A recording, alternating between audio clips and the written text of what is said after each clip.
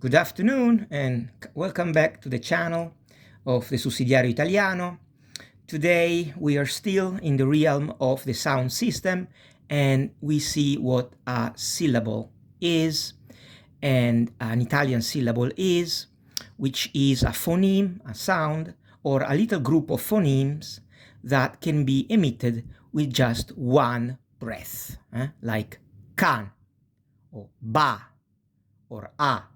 Okay, can be just one vowel, or can be a vowel and a consonant, or a little group of vowel and consonant. It comes in handy when you have to break the word to go around.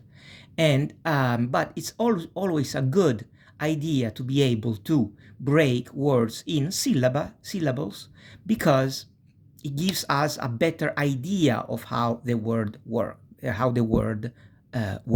Okay, so remember, the syllable is a vowel or a vowel and some other letters, some other consonants that can be emitted in just one emission of air. We all know that every word is formed by letters, and one or more of those letters pronunciated with just one emission of voice, they do constitute a syllable, which is undivisible, okay?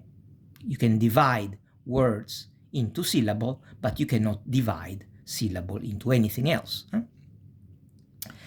Even just a vowel by herself can constitute a syllable.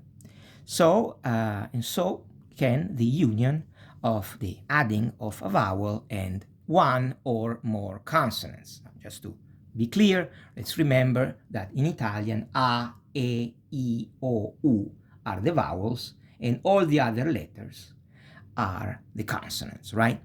So let's have some examples of words that are divided in syllables, okay? Le, a, le means leale, which means loyal. So the word loyal, that is an adjective, and it means loyal. No? Leale is divided in syllable, and this syllabization of that is le, a, le. Amore, the word of love.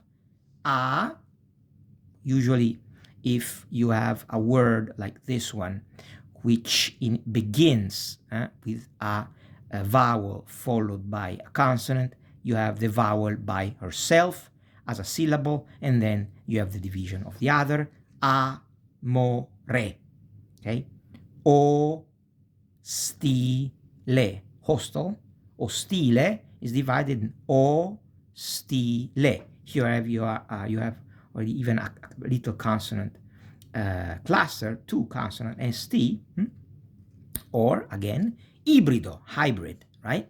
You have I, which is a syllable by itself, brido, quindi ibrido, okay? And then there are even way easier syllable division, like lavoro, lavoro, work, dolore, pain, dolore, dolore, bene, bene, good.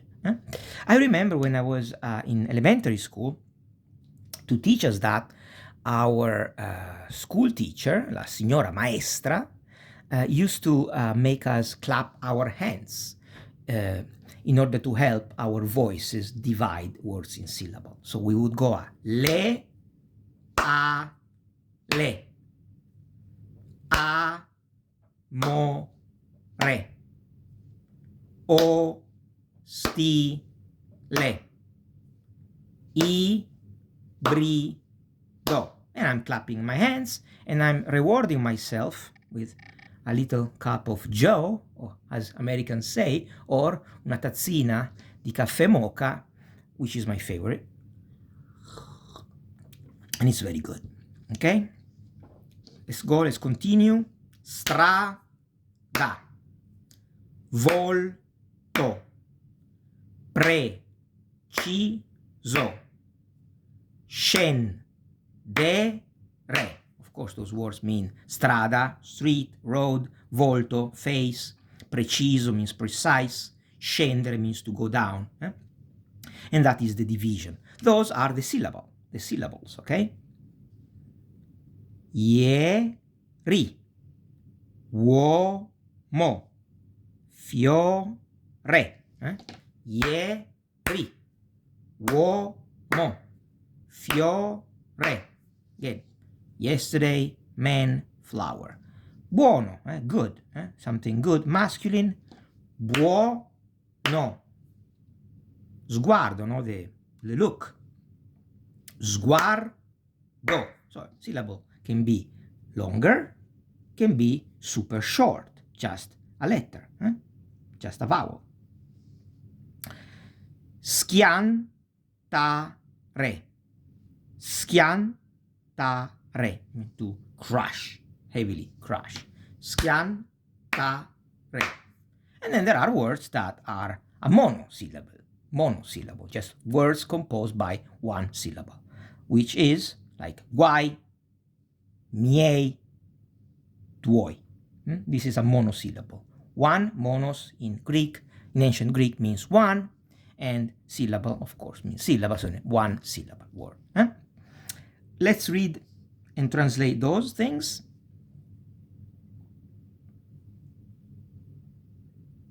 Let's read. Of course, guai, I'm sorry, means problems or issues. Miei means mine. E tuoi means yours.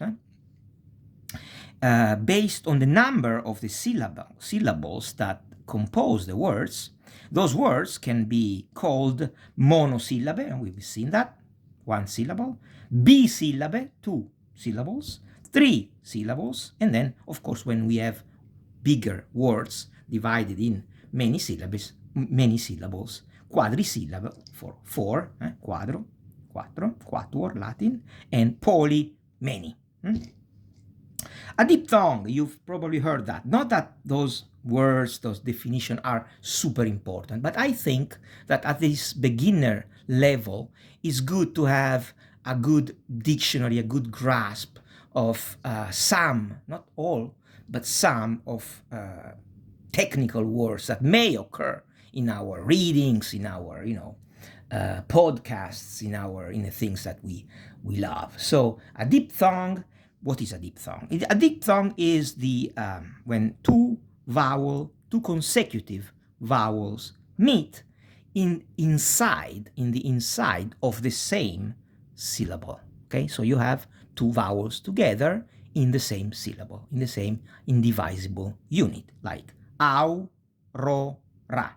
Au, a vowel, so this is the diphthong. Ro, ra. The aurora is the sunrise. Suolo, soil or ground. Suolo. This is a diphthong inside the syllable. Okay, you have the S and then the two vowels, and then you have another syllable is lo. Suolo means soil. Lieve means very tight, very soft. Lie, I, and E is a diphthong. Ve. Lieve. Let's do it like the school teacher used to do. Au, ro, ra. Suolo. Lieve. Not all two vowels together form a diphthong, okay? If they are in two different syllables, they are just a hiato, just a kind of two vowels together, but not in the same syllable, together, close enough. Two vowels close to another in like consequent syllable constitute a hiato, like o, ce, a, no.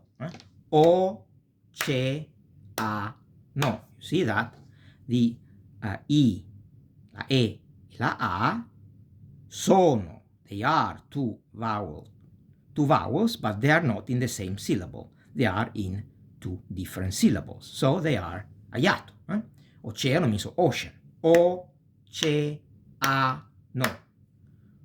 Pru, a is a part of the both. The U and the A are close, but not in the same syllable. iato. Aeroplano. This is clearly a mistake. Aeroplano. Aeroplano. I trittonghi appartengono alla stessa sillaba. You can have three, not just two, but three consecutive vowels in the same syllable, and you have a trittongo. Instead of dittongo, you have a trittongo, three. Number three, like miei, and this is usually a monosyllable. Miei, tuoi, suoi, and guai. Miei, my, yours, his or her, and guai means issues.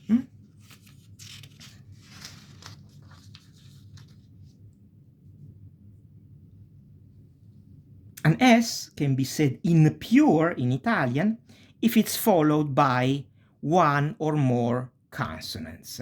This is what we call usually a consonant cluster. So you have S, P. In this case, the S is followed by one consonant, and then a vowel, and then a double, which is spazzola, means brush, scuola, scuola. The S is followed by another consonant and a vowel.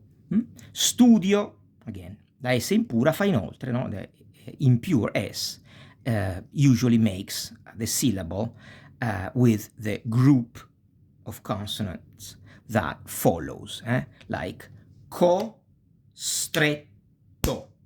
obliged, constricted, costretto. You usually divide the two doubles, usually, no?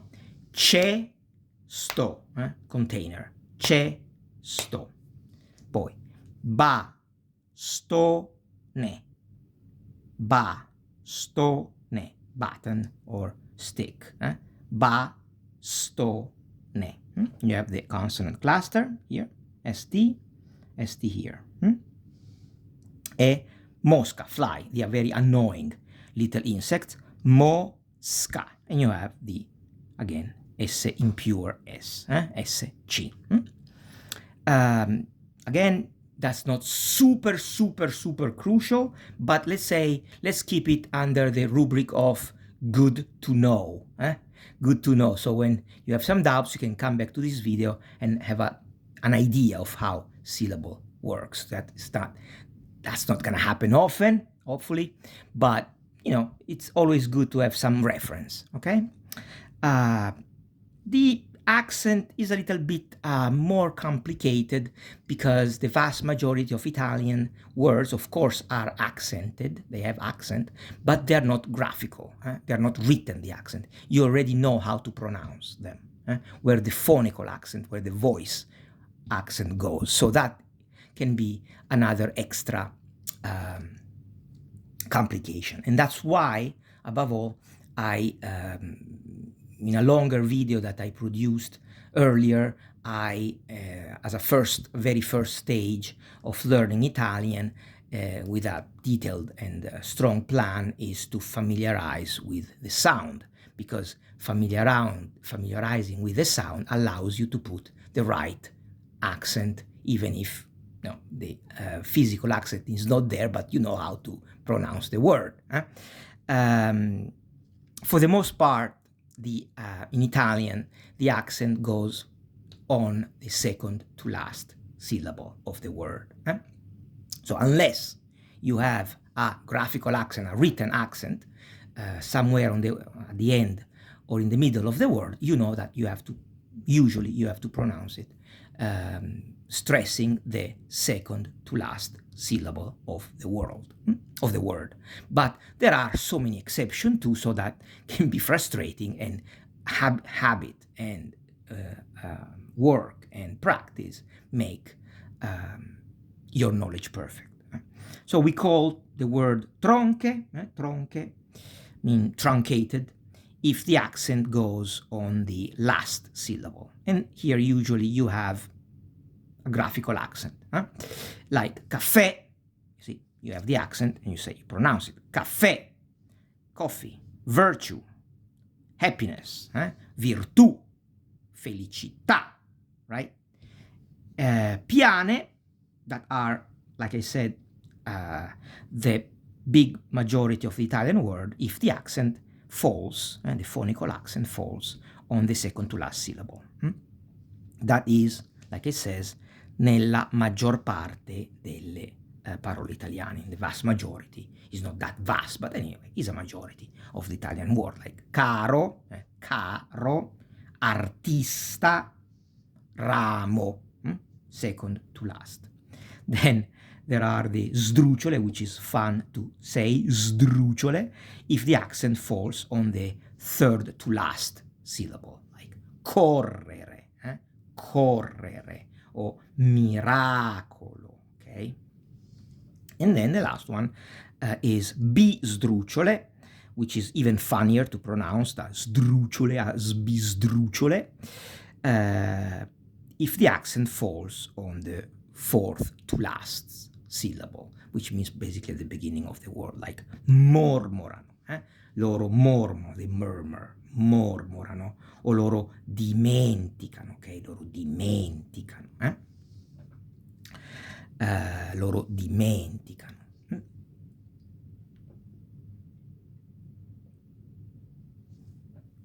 When the pronunciation of the vowel is open, we put the accent that is like that. This is an accent like French, accent, a grave accent, come e, già, and others, okay? This is open. And this is acuto, close. You pronounce the letter. If always, of course, Italian accent always falls on on a vowel, so it can be e or o or sometimes u, closed. Pronunciation, questo è grave, accento grave, suono aperto, grave accent, the open is e, già. Quando la pronuncia della vocale è chiusa, when the pronunciation of the vowel is closed, you put the acuto accent, which is this one. And you say poiché, which is very open, you say poiché. And same thing with perché. Perché with this accent, because the e is pronounced closed. It's not perché, ma è perché. Okay?